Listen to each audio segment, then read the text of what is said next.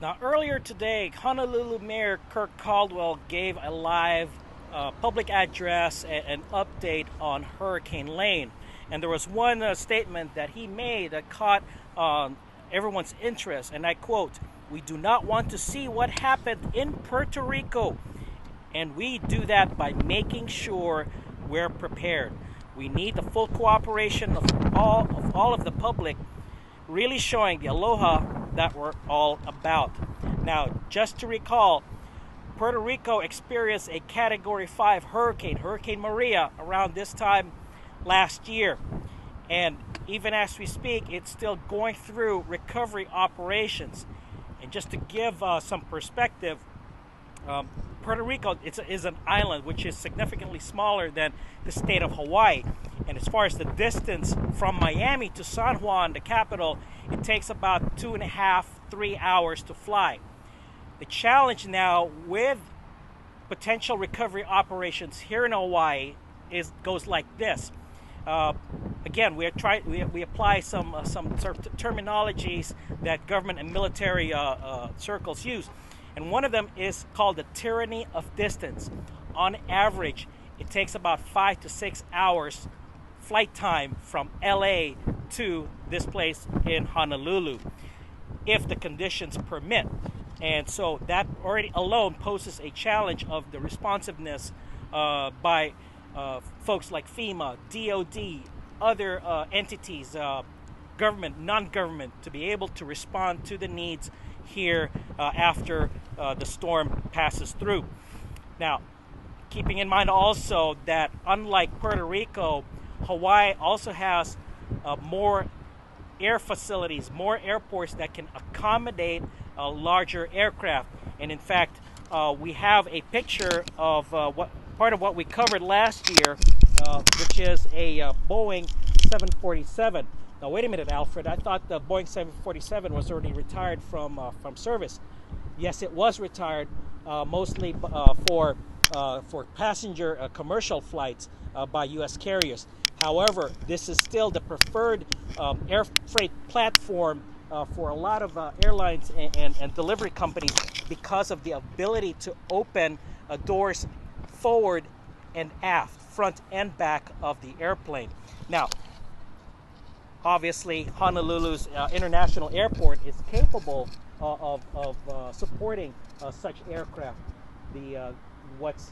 What's going to be critical, though, is that of the other islands. The only other runway or airport that's capable of supporting certain models of the 747 is the one on Maui's Kahului airport.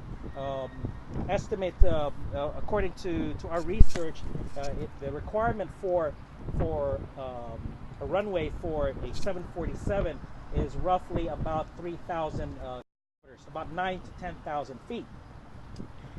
So Honolulu and Maui so far has that capability. The other islands do not. So that poses already a challenge for those who charter flights. Even the federal government rents planes like these to supplement what they have. And what they have, especially for the Air Force, is a very favored aircraft called the C-17 Globemaster. This is very popular in operations in Iraq, Afghanistan, and other places, especially in support of humanitarian assistance, disaster relief operations, because the runway requirement for the C-17 compared to the 747 takes only 1/3 of that distance. So the C-17 can land at virtually any airport in any of the island chain. So that could be a good alternative for those that bring relief personnel, equipment, and so on and so forth.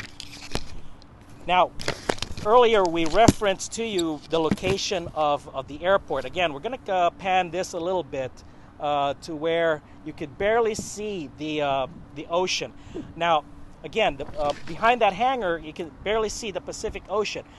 The current elevation of the runway here at Honolulu's airport under normal conditions is less than 4 meters, 12, 15 feet.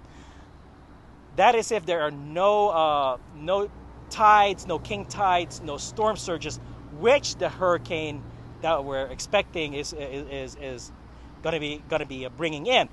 So it's not going to be surprising if part of the runway will be inundated, partial or whole, with water, and hopefully temporarily, because that will be critical. Those runways will be critical for these air transports that I just described to you to land here on Oahu, where the majority of population of Hawaii resides. So that's just one of the critical infrastructures that we'd like to point out that planners are already considering and working out some alternatives to include equivalent runways that are just as long as this, the one in Kapolei around Barber's Point, which meets the length requirement, but not much else.